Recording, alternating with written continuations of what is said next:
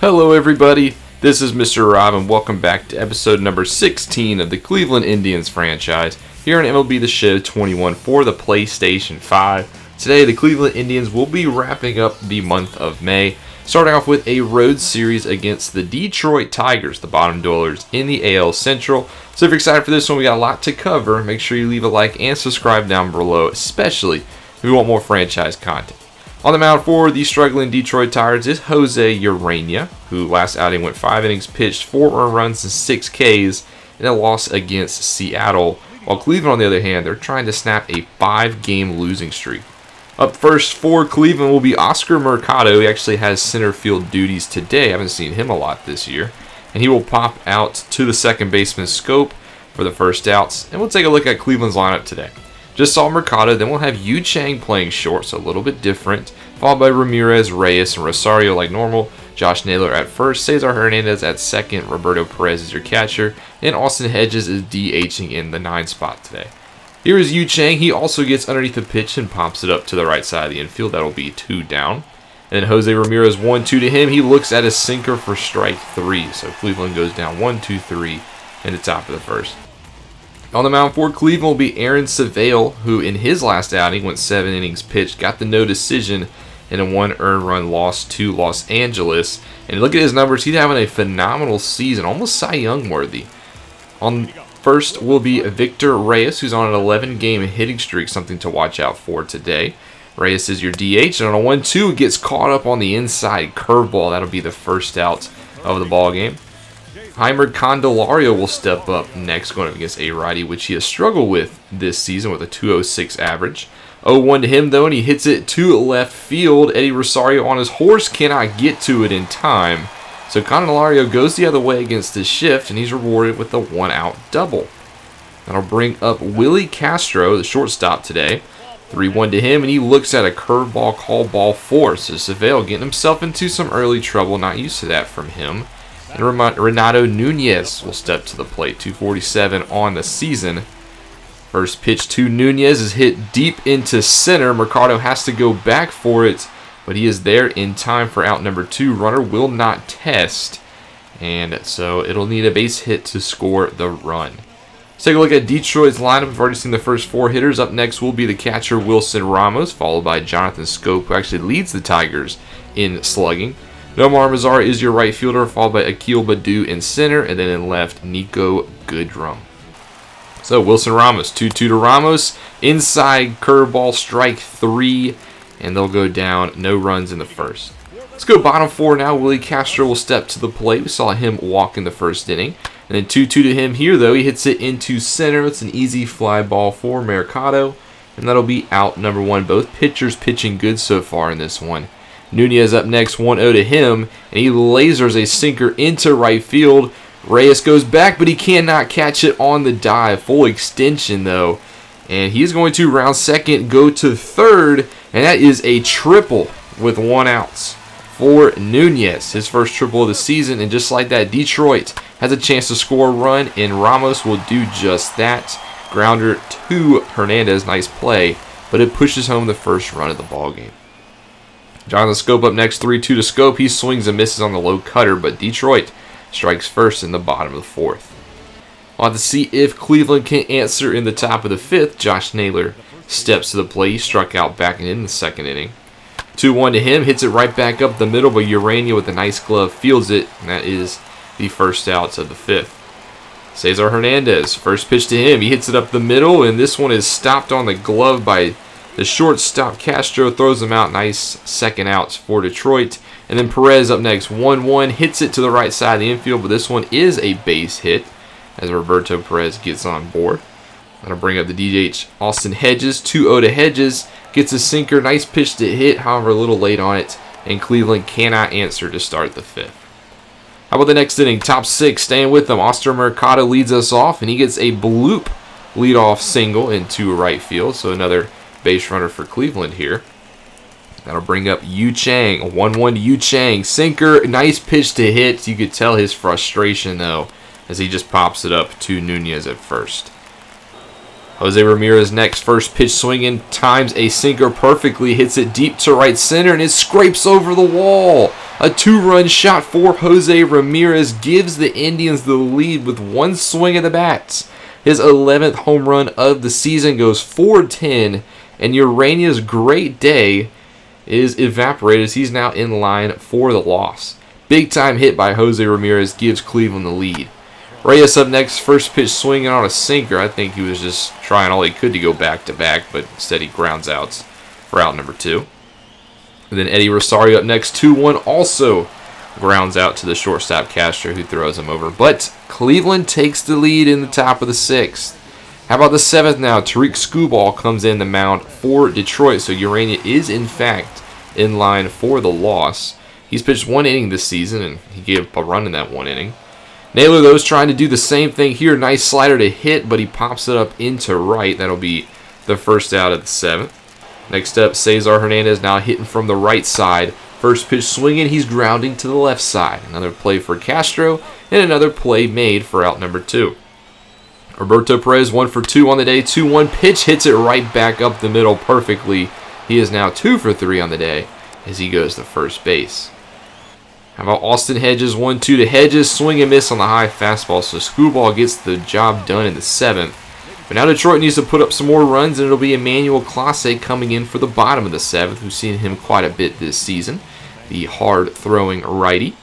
His first batter is Wilson Ramos, and he gets him to ground the 100-mile-an-hour cutter to Yu Chang as short. Nice play, nice extension by Naylor to keep the first out.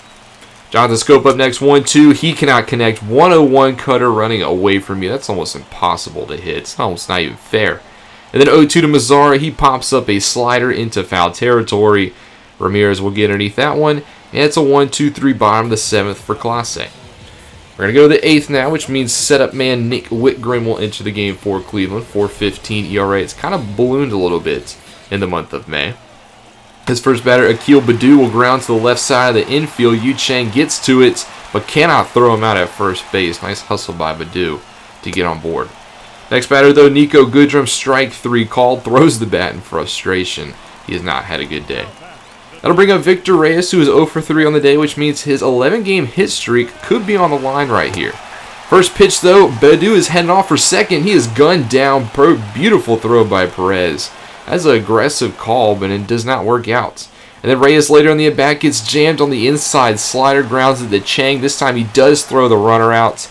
And Reyes is 0 for 4 on the day. No runs for the Tigers, which means James Karinchak will come in for the 9th looking for his 12th save of the season. He has been perfect so far. He gets Candelario to strike out on the high fastball. That's 1 down.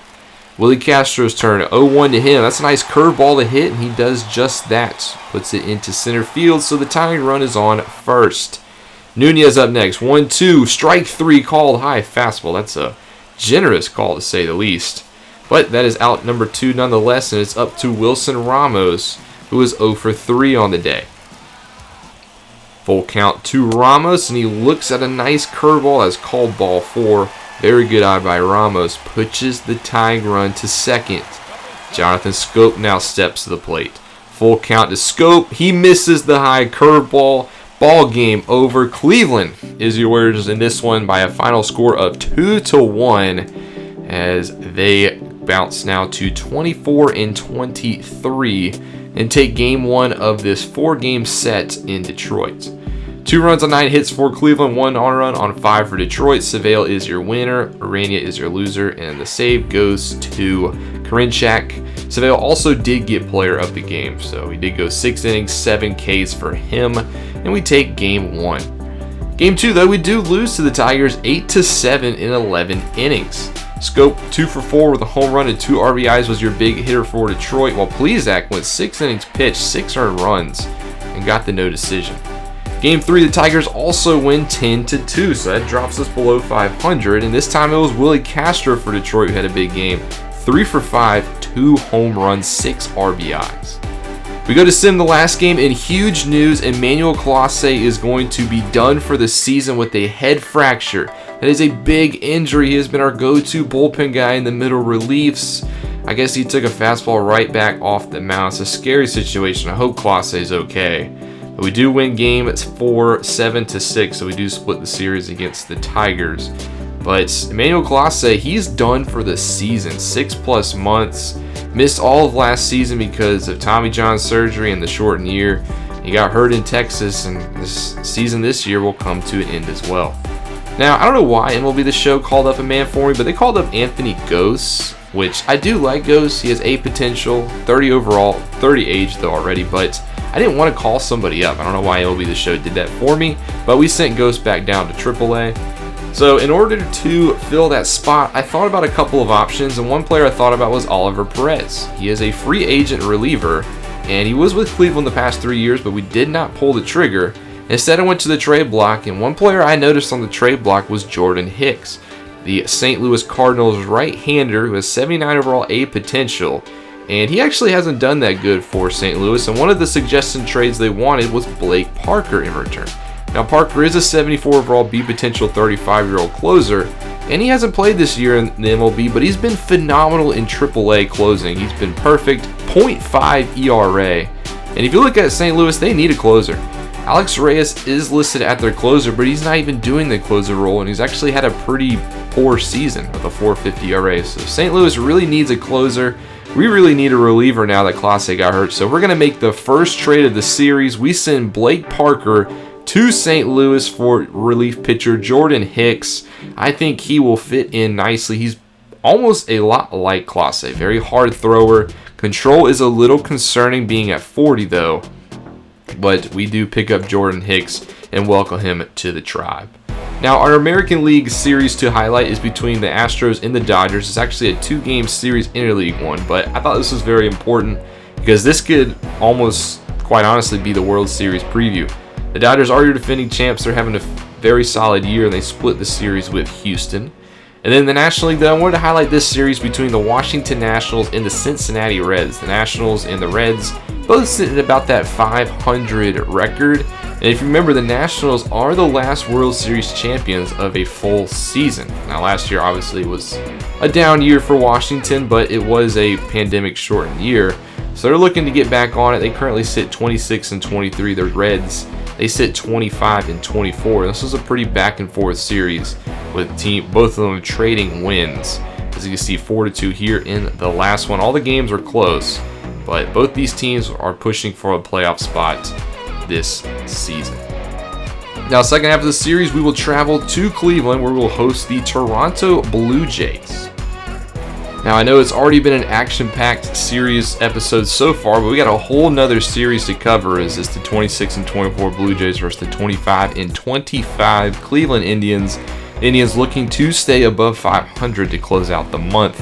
And we'll take a look at the lineups for both teams. Indians is a little different. You can see them on the right side, a lot of cold streaks.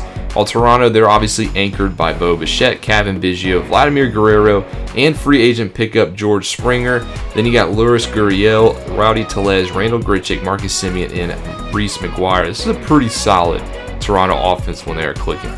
But on the mound for Cleveland will be the Cy Young defender Shane Bieber, who's putting up another Cy Young-esque season. So it's going to be hard for Toronto if they want to get some offense today. Bo Bichette leads us off, and he will strike out on the 89-mile-an-hour cutter. Shane Bieber doing what he's done a lot this season. That's fan some batters, as there goes Kevin Biggio as well. And then Vladimir Guerrero, let's just go 3 for 3. Change up, Guerrero can't touch it. Strikes out the side, does Bieber. On the mound for Toronto will be the former Met Steven Matz, who came over in the offseason via the trade. And he's had a pretty decent season for Toronto so far. 3.90 ERA, 6-3 record through his 10 appearances to start the season. Leading off for Cleveland today will be the center fielder Ahmed Rosario. We welcome him back to the lineup, and he's had a pretty uneventful May, hitting .221 so far. Only one home run on the season. Full count to Rosario, and he will draw the leadoff walk and take his base. Matz does have some trouble with his command from time to time. 0-1 next batter Hernandez. Ahmed Rosario actually takes off for second. He is gunned down, trying to get aggressive on the base pass. Does not work out. And then Cesar Hernandez with a full count will line a curveball into right center, which he will extend for 2 baggers. So Rosario probably would be on third if we didn't get caught stealing, but nice hit by Hernandez nonetheless. And then Ramirez up next, first pitch swinging, hits one right to Guerrero at first, and he records out number 2, but Hernandez does move to third. I'll bring up Franmil Reyes now. Full count to Reyes, and he connects perfectly on a changeup. Hits it deep left center, and this one clears the wall. A 2-run shot for Cleveland. Franmil Reyes for this 14th of the season goes 424, and this time Cleveland wastes no time getting on the board early in the first. 2-run shot. The fans at Progressive Field all fired up as we look to take this one. Eddie Rosario up next, full count to him, and he will look at strike 3 sinker on the left side called. But Cleveland does push across 2 in the first. Let's stay with Rosario now, though, in the bottom of the 4th. His next at bat, he will ground out to the second baseman, Simeon. That'll be the first out. Jordan Luplow up next, 2-2 to Luplow. He gets a sinker down in the zone, but connects on it deep to left center. This one is way out of here into the tunnel. A solo shot for Jordan Luplow, his 7th of the season. You'll love to see us getting some offense from others not named Ramirez and Reyes. And Jordan Luplow does just that, hitting a solo shot, extending the lead. Cleveland now up 3-0 here in the bottom of the 4th. Next batter, Owen Miller. We haven't talked about him a lot. His call-up has not gone according to plans. He's hitting about $167. That'll actually go down here thanks to the ground outs. Josh Naylor up next, 1-0 to Naylor. He takes a changeup right to the shortstop as well. A nice glove by Bichette. And that'll end the 4th, but Cleveland now up 3-0. We'll go to the 5th now, where Bieber has been dominating so far. He has actually yet to allow a base hit. Loris Gurriel will lead us off, and he will strike out on the slider. That brings up Rowdy Tellez now, 0-2 to Tellez, and he hits a bomb deep to left field. Eddie Rosario is back and is actually off the top of the wall, so it doesn't quite get out. But that is the first base hit for Toronto today, so the no-hitter is gone. Grichuk up next, though, cannot connect on the high knuckle curve. Another strikeout for Bieber, his 10th already. Marcus Semien up next, 3-0 count. Actually gets the green light, and he connects off of the wall and left. So it actually pays off as Toronto does get their first run of the ball game now, as they are now only down 3-1 thanks to Marcus Semien's double. Reese McGuire up next, curveball hanging, could do something with, but instead is caught by Luplow and right, where the Toronto does trip into this lead. David Phelps will come into the mound for Toronto after 5 innings. Matz has been pulled. You can see his numbers on the season. Doing pretty solid so far. Jose Ramirez will lead us off in the bottom of the 6th, and he looks at a strike 3 call at about the knees. Nice pitch by Phelps. Franmil Reyes up next, 1-0 cutter. Nice pitch to hit, but just pops it up. Gavin Biggio is underneath it. That'll be second out of the 6th. How about Eddie Rosario's turn? 0-2 to Rosario. Cannot check his swing in time. Phelps fans the batters in the 6th inning. We'll go now into the 7th, where Jordan Hicks will make his first appearance as a Cleveland Indian. And see, those numbers were from St. Louis, not the best numbers. Hopefully he can settle down a little bit here in Cleveland. He gets the first batter, George Springer, though, to strike out on the low slider. Nice pitch by Hicks. Then Loris Gurriel up next. He's first pitch swinging, slider hit deep to right, but Luplow will get underneath it. That's the second out. Rowdy Tellez now. He's one of the only couple of hits for Toronto in today's game. He's actually going to get another one. This one's shop and gap. Gets all the way to the wall, and Tellez has his second double of the ball game. 2 outs, though, for Toronto. Can they capitalize? It'll be up to Randall Grichuk. 0-2 to Grichuk. Strike 3, and Toronto does not get anything in the 7th. How about A.J. Cole coming into the mound for Toronto? We'll stay bottom 7th. A little bit of 7th inning stretch here. Cole's numbers 442 on the season through 18 1/3. He will start off his 7th against Jordan Luplow, who we did just see hit that home run in the 4th. 2-2 to Luplow, and he will check his swing, but they're going to call it strike 3 anyway. Owen Miller up next, 1-1 to Miller, flares it to shallow right center, but Springer is underneath it. That's the nice defensive by Springer. He can cover a lot of ground. 2 outs, though. Josh Naylor doesn't care. He's going to hit this one off of the right field wall, turns on a fastball, and that's a 2-out double for Cleveland. Josh Naylor gets into second base, his 9th double of the season. Now can Roberto Perez bring him home? 0-2, reaches on a slider, but puts it into center field. Nice piece of hitting by Perez. Does push the runner home, and Cleveland gets the run back. Now up 4-1. Top of the order now, Ahmed Rosario, first pitch slider into center field as well. Back-to-back base hits for Cleveland. Cole is struggling in the bottom of the 7th, and they'll go ahead and pull him. Tyler Chatwood comes to the mound. Not a good season, but he's having to preserve and hold damage control. Cesar Hernandez up next, 3-1, and Chatwood gets the job done. He grounds to Guerrero, but Cleveland now back up by 3, and we're in the 8th, so that means it's time for Nick Whitgren to come back to the mound and set him up for Karinchak in the 9th. Simeon will be the leadoff batter. 1-2, hits it basically right at Luplo. That'll be out number 1. Reese McGuire's turn, 0-2, flared out to shallow left center, but Ahmed Rosario gets there, and that's 2 down for Toronto. We go back to the top of the lineup. Bo Bichette, 1-2 though. Slider grounds it easily to Hernandez. And we'll go into the 9th up by 3. And James Karinchak will come to the mound. He actually did blow that save against Detroit that we lost 8-7. So he's no longer perfect on the season, but still has pretty good numbers. And he will get the first batter to pop up into foul territory. Perez puts him away. And now comes Vladdy Jr. 0-2 to Vladdy Jr. Looks at a high curveball. Don't know why he did that. That was a nice pitch to crush. But it's the second out of the inning, which means it's up to George Springer now, the big free agent acquisition. First pitch to Springer, and he hits it right up the middle, base hit into center. So Toronto will stay alive, but he actually tries to extend it for second. He gets thrown out. Very aggressive base running by Toronto cost them the ball game. As just like that, Cleveland wins 4-1. Ball game is over. They move to 26-25. Toronto drops to 26-25. Overall, solid performance by Bieber, of course, in the rotation. And the bullpen did pretty good, as we had 4 runs on 6 hits. Toronto 1 run on 4 hits. And we do win game 1.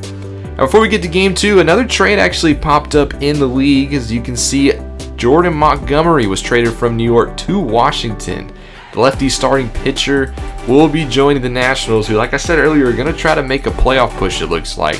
Montgomery's just been decent in New York, and I don't know, very interesting. They get Jeremy De La Rosa in return, so the Nationals are paying a steep price for Montgomery. De La Rosa is actually the 49th best prospect in all of the minor leagues, so we'll see if that trade pays off for the Nationals.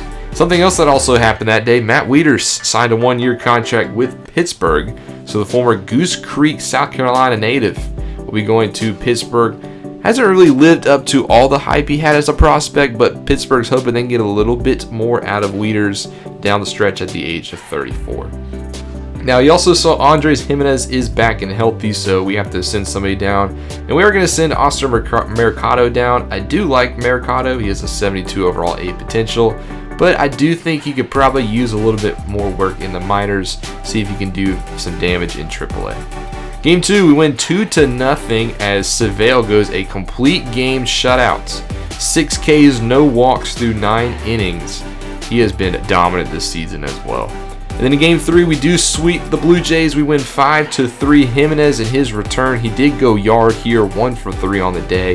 Biggio went 2 for 4 with a bomb for Toronto, but they get swept, and that's a nice way for us to close out the month. Now, the American League Series I want to highlight is 2 teams that are underneath 500, 2 teams that are probably a little bit disappointing. The Angels, I just don't know what the Angels, what is their issue? They have Trout, they have Ohtani, they have Rendon, they have plenty of players, they just never put it together. They did lose Game 1 to Oakland 7-6. They did bounce back and win Game 2 against Oakland as Ohtani gets the win. Not the best start for Ohtani. He's having a very bad season. Then in Game 3, they do lose 4-3, so they drop the series to Oakland, as it looks like the pitching has been the problem for Los Angeles. Game 4, though, they do win 9-3, so it was a 4-game set, and they do split this one. 5 home runs for Los Angeles. But can they get their act together? In the National League, I had to highlight this series between the Braves and the Mets. These are the top 2 teams in the NL East, so very much to play for here. Obviously, we know all the Mets they did in the offseason. They traded for our former player, Lindor. The Braves, they got that young core. Braves won Game 1 8-7, but get blanked in Game 2 by a final score of 2-0. Thor with a nice complete game shutout. And then in Game 3, though, the Mets win 4-2, so the Mets will win the series, and as you can see, they're a game behind Atlanta. That'll be a hot battle to watch as the season goes along.